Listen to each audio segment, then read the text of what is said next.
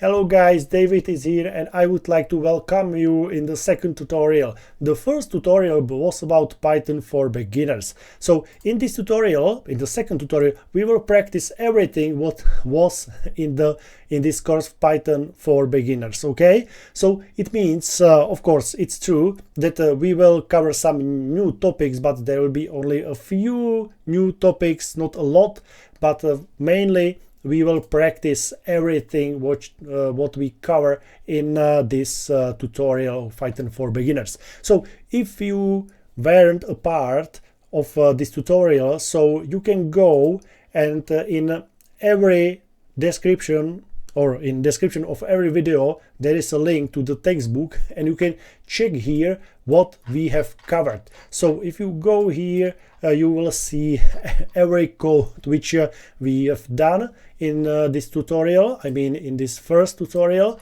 so you can check it, and if you know everything this second tutorial will be completely perfect for you, okay?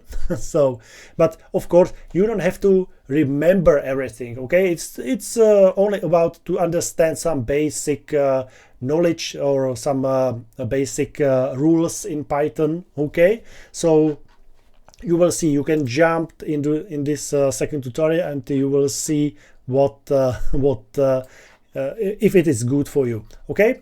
So perfect. For this tutorial you need to have installed everything from the first tutorial, from the Python for beginners. So it means if you were the part of the Python for beginners tutorial, you have installed already everything what you need. Okay, you don't have to install anything. If you are completely new on my channel and you weren't part of this Python for beginners, so it means, guys, you just go and check the second here. You can check the video, of course, but you can check it here if you want.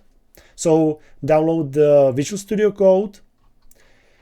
Here, how to open a project in VS Code, Visual Studio Code.